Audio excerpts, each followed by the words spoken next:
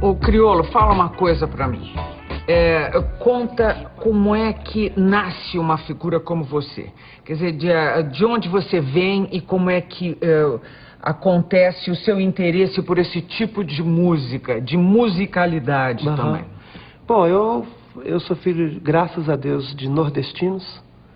Cearenses. Cearense, eu, Cleão e Dona Vilane. Eu morei os 6 primeiros anos da minha vida na favela das Imbuias, no Jardim, na Vila São José. Então, à minha esquerda tinha alguém de Pernambuco, na frente alguém de Minas, em casa meus pais cearenses. Então, eu tinha um pedacinho do Brasil naquele cantinho. Então, eu acredito que aquilo ali já foi a minha primeira formação musical. Minha mãe adora escrever, escreve seus poemas. Meu pai, do jeitão dele, é um cara super delicado. Então, eu fui crescendo nesse ritmo. Seu pai é metalúrgico? Metalúrgico. E aí eu fui crescendo nesse ritmo, né? Recebendo muito amor dos meus pais e toda essa influência. Filho único? Não, somos em 5. E aí, ao ir para a escola, quando eu tinha 11 anos, eu vi um cara fazendo um verso e me apaixonei por aquilo. Parecia uma mágica, aquele conjunto de palavras. Como ele conseguiu fazer aquilo? Você tem 11 anos, você não sabe que nome que dá, se é verso, se é prosa, se é trova. Você fica maravilhado, que a beleza da arte é isso, essa tranquilidade dessa coisa te abraçar e se apossar de você e você se apossar dela, que é o mais básico de todos. E aí eu comecei a perceber que no meu bairro outras pessoas faziam essa mágica. E eu tive vontade de querer participar disso. Aí, mas aí eu percebi que tinha esse nome. Você ainda está no papel, é isso? Você isso, ainda está no poema no papel. A música ainda não. Ainda não. Aí foi onde eu percebi outros jovens fazendo aquilo. Aí eu percebi que uma ou outra rádio também passava alguma coisa. E aquilo se chamava rap. E aí foi amor à primeira vista. Mas o primeiro rap que você ouviu foi americano? Não, foi brasileiro. Brasileiro? Já quem era? Eu não lembro. Na época tínhamos Pepeu, MC Jack, tava surgindo N de Naldinho com grandes sucessos. E esses caras foram me cativando. Com 13, 14, 15 anos, eu lembro, eu mudei de escola, que foi nessa história que minha mãe foi estudar comigo. Que é linda! Conta pra todo mundo. A sua mãe fez... Vocês cursaram escola no mesmo período? No mesmo período. Fizemos o colegial juntos, 3 anos. E aí eu tinha o quê, meu Deus? 16 para 17 anos, subindo aquela ladeira para ir pro Esther Garcia, sempre escutando dois grandes sucessos de um grupo chamado Consciência Humana. E tinham também o sucesso do Sistema Negro. Então eu percebi que eu não estava sozinho e que tinham jovens que moravam muito longe de mim e que tinham essa mesma realidade. Então aquela letra deles me dava força e eu fui ficando cada vez mais fã e querendo cada vez mais. E aí, em paralelo a isso, o filho da Dona Vilane, 13 para 14 anos, chegamos lá, olha, eu vim fazer a matrícula do meu filho. E aí eu olhei para ela assim, ela olhou assim para mim e fazia aí. Eu falei, pô, mas senhora, né? Aí deu aquele clique, né? Mas e aí, você? Ela, eu tô aqui, né, filho? Aí olhamos pra cara da Dona Raimunda, que era a pessoa que nos atendeu, a primeira pessoa que nos atendeu, eu lembro como se fosse ontem. E ela falou, e aí? Ela falou, minha senhora, eu posso estudar? Minha mãe falou, eu posso estudar? Ela, se a senhora trouxer os documentos todos aqui, aí voltou pra casa super empolgada, foi pegando o documento daqui, porque fazia eliminação de matéria, e corria, juntou tudo num plástico e levou. Para nossa felicidade, ela foi aceita e nós cursamos os 3 anos de colegial juntos. E foi uma das coisas mais importantes para mim enquanto ser humano, porque você ama sua mãe, mas você a enxerga como mãe. Isso é forte. E eu pude perceber que ali a mãe era um pedacinho dela. E tinha tantas outras coisas que depois, nesses 3 anos, eu ia me apaixonar cada vez mais por essa mulher chamada Dona Vilane. E essa história dela não vem de agora. Com 4 ou 5 anos de idade, ela era alfabetizada pelo meu avô, o seu Cícero, que ele era um artesão de couro no Ceará. E aí, e eles embrulhavam tudo em jornal. Inclusive, até no açougue, você embrulhava as coisas no jornal naquela época. E ela amava tanto as letras, que ela falou que ela até ganhou medalha na escola, no primário, de tanto que ela corria, dos campeonatos que tinham, porque quando ela ia comprar peixe ou carne, ela voltava correndo, porque ela não queria que o jornal ficasse embebecido pelo sangue, e ela ia perdendo aquelas letras, batia um desespero nela.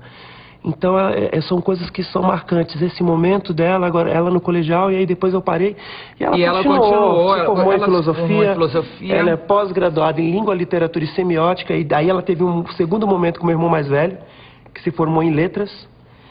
E depois ela fez história, psicologia... Eu sei que ela é uma agitadora cultural. Ela é demais, cara. Ela faz encontros para discutir literatura, filosofia, e ela tem, inclusive, uma formação que dá a ela, vamos dizer, o direito, a possibilidade de funcionar como uma terapeuta. Como é que ela analisa o filho que você virou? A partir do momento que você larga tudo para se dedicar a isto que você faz. É que quando você fala de filho, meu amigo, filho é um caso à parte. É a corda do coração. E minha mãe, ela acompanhou tudo de perto. Ela sorriu quando eu contei a primeira vez que subi no palco, chorou muitas vezes em que eu pedia para cantar e não deixavam. E quantas vezes ela falou, meu filho... Mas, meu filho, o que vai ser da sua vida, meu filho? Porque olha a gente nessa condição e você não consegue ficar num lugar que tem que bater ponto, meu filho. Você não consegue andar com essas coisas, meu filho. O que vai ser? Então tinha essa tormenta também da situação política, das condições de trabalho que você pode ter. Dependendo do CEP ou do endereço que você coloque num currículo, a pessoa já coloca o currículo de lado. Deixa eu fazer uma pergunta. Então você vai vivendo com tudo isso e vai crescendo. Eu vou fazer uma pergunta delicada mesmo para você, mas eu gostaria que você entendesse a minha intenção e preocupação. Eu lendo a pesquisa que me entregaram para eu estudar antes de te entrevistar, eu vi que você fez um show num lugar que é hoje um sucesso no Rio de Janeiro, que é o Estúdio RJ. Uhum. Onde vai uma garotada privilegiada, certo? Ok. Você cantou lá, você fez o seu trabalho lá, se comoveu às lágrimas, porque chamavam o seu nome, e aí eu emendo. O rap hoje está fazendo um tremendo sucesso, mas ele nasce sempre com uma intenção.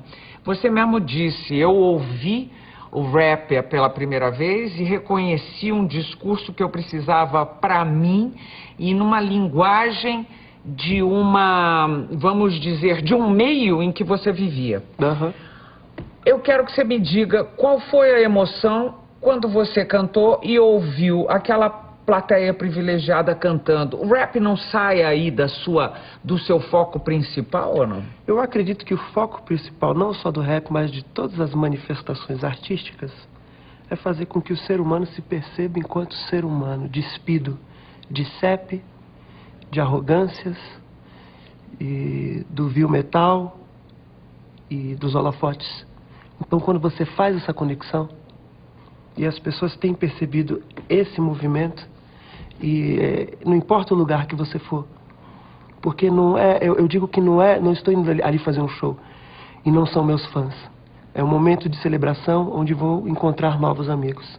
Então, as pessoas também vão despidas disso e as pessoas são sensíveis.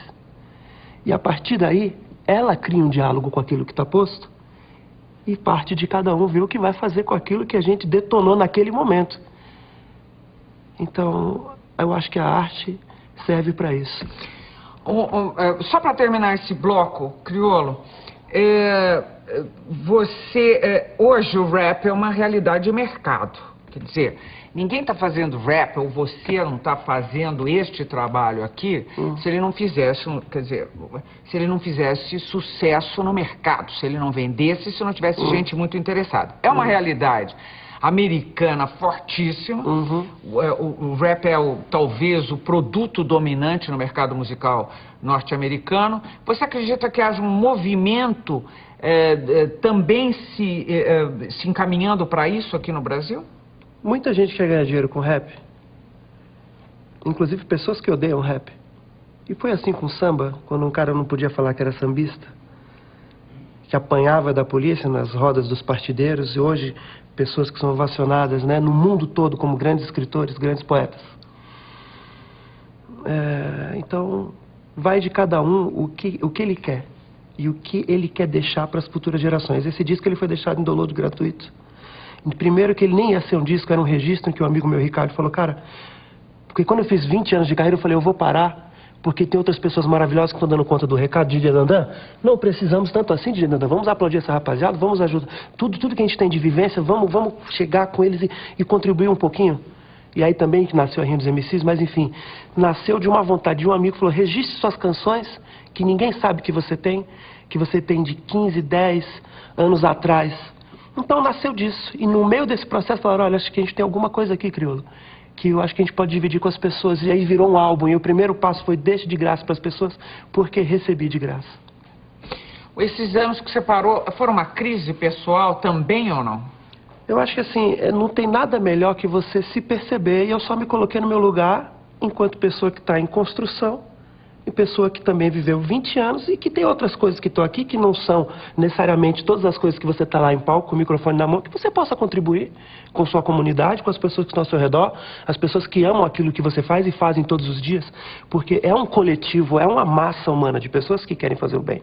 E sobretudo no hip-hop do Brasil, que é tão engajado, tão realmente, sinceramente preocupado. Aí onde essas questões de mercado são outra história, ninguém nem pensa nisso. Sim, mas a minha pergunta nem foi capciosa, era assim, perguntar para você, é um mercado. Claro, o mercado existe. O mercado existe, ele tá aí. O que eu estava querendo saber é se ele é crescente aqui, ele se ele é. Pinta como o que aconteceu, por exemplo, nos Estados Unidos.